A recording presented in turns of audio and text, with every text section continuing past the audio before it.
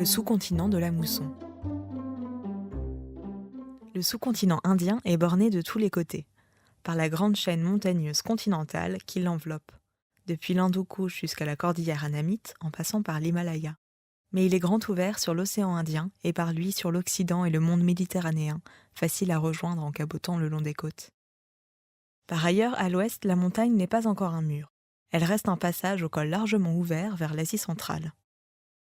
L'Himalaya, en revanche, est une montagne mûre qui empêche les vents polaires qui désolent la Sibérie et l'Asie centrale de pénétrer en Inde. Le sous-continent est donc soumis à un tout autre régime météorologique, celui de la mousson. En hiver, les vents qui soufflent depuis la Terre sont secs et le climat ensoleillé mais agréable. L'été, le régime des vents se retourne et la mousson s'installe. Les vents soufflent alors depuis l'océan, butent sur l'Himalaya et déversent sur le sous-continent et ses abords des torrents d'une pluie bienfaisante et tiède. Mais l'humidité rend alors la chaleur insupportable.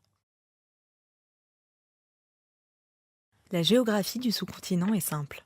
Elle s'explique par la tectonique des plaques. La plaque indienne, formée de terrains relevés sur les bords, Ghats, pénètre sous la plaque eurasienne en faisant surgir l'Himalaya. Entre le Décan et l'Himalaya, la subduction de la plaque indienne a créé la plaine indo-gangetique qui les sépare. Il subsiste des déserts vers l'ouest, déserts de Thar, mais la majeure partie du sous-continent est arrosée. Deux fleuves coulent dans le sillon indo-gangetique. L'Indus, qui va vers le sud, et le Gange, qui descend vers l'est, auquel il faut ajouter le Brahmapoutre, issu de l'Himalaya oriental, et les quelques fleuves du Décan. Le Pakistan. Le Pakistan, à l'exception de ses bordures montagneuses, est défini par la vallée de l'Indus et ses affluents. Long de 3180 km, ce fleuve puissant né en Himalaya, d'où il reçoit ses affluents dans le pays des 5 rivières, le Pendjab, se termine sur l'océan par un delta.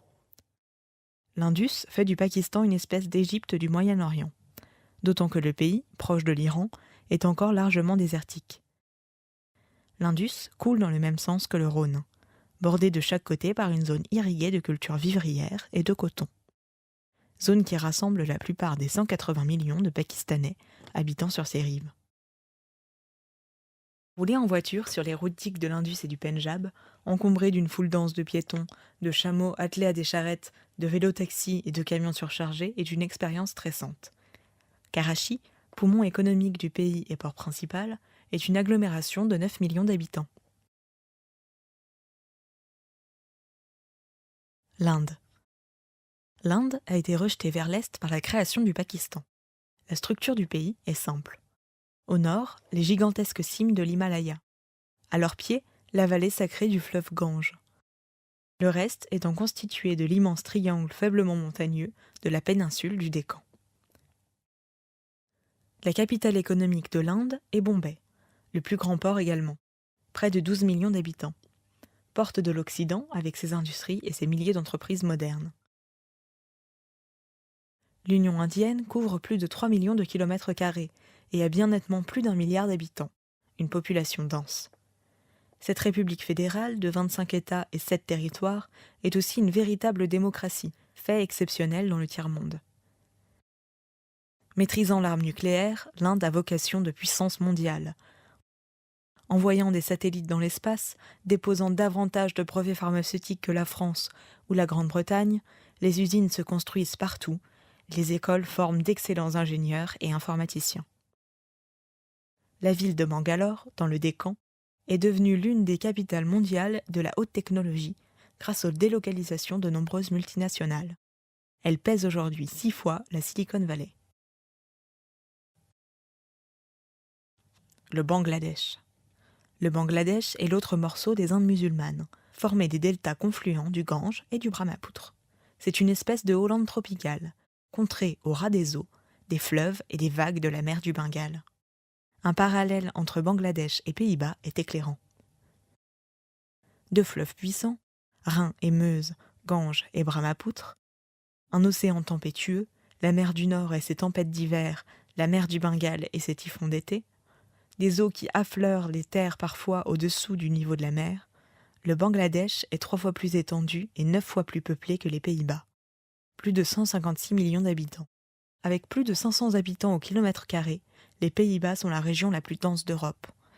Mais cette densité atteint au Bangladesh les plus de 1000 habitants au kilomètre carré et la capitale, Dhaka, pauvre et surpeuplée, ne ressemble pas encore à Amsterdam. Néanmoins, ce pays agricole se nourrit à peu près, car les terres d'alluvion sont riches quand elles ne sont pas inondées. L'industrie textile y reste importante. Menacée par les catastrophes naturelles, comme les Pays-Bas, il a cependant tout pour devenir une Hollande asiatique. Le Sri Lanka. Le Sri Lanka, quand on le compare au Bangladesh, ressemble à un paradis. Il s'agit d'une île 2 fois plus étendue que la Sicile, 65 000 km², montagneuse mais verdoyante, bien arrosée, luxuriante aux splendides paysages dotés de plaines côtières fertiles.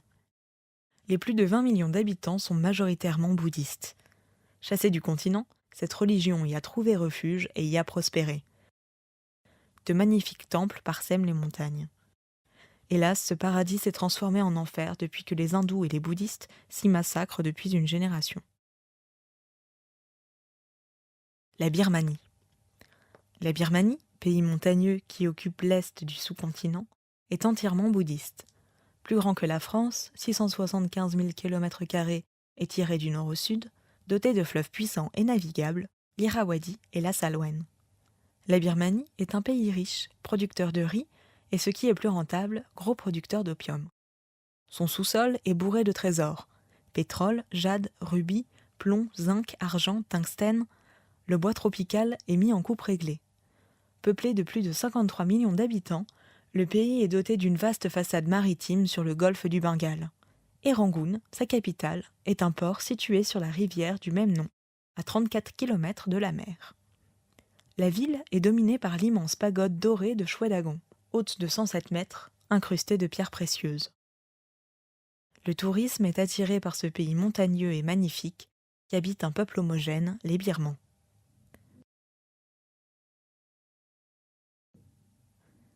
La Thaïlande.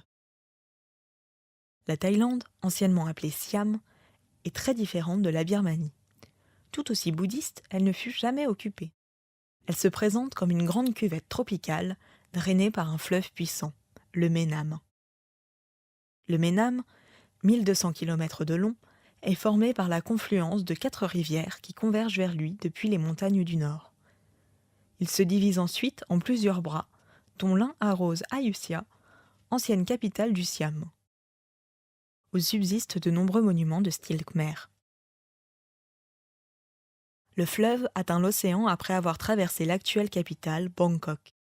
Celle-ci est une énorme agglomération de plus de 6 millions d'habitants.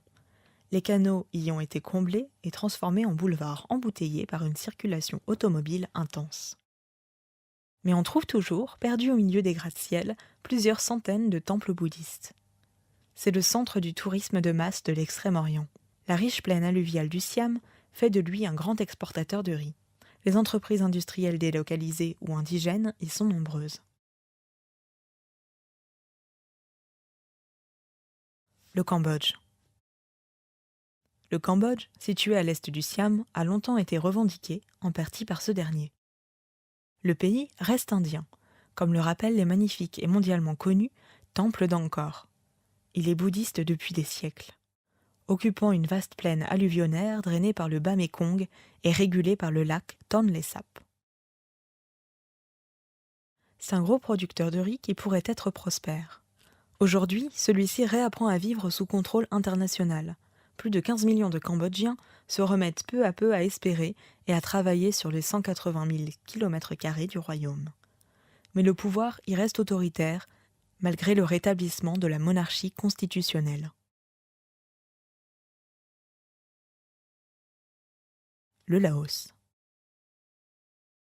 Le Laos, enfin, se présente comme une longue marche aux frontières de la civilisation indienne, adossée sur le fleuve Mékong, le même qui traverse le Cambodge avant de se jeter dans la mer.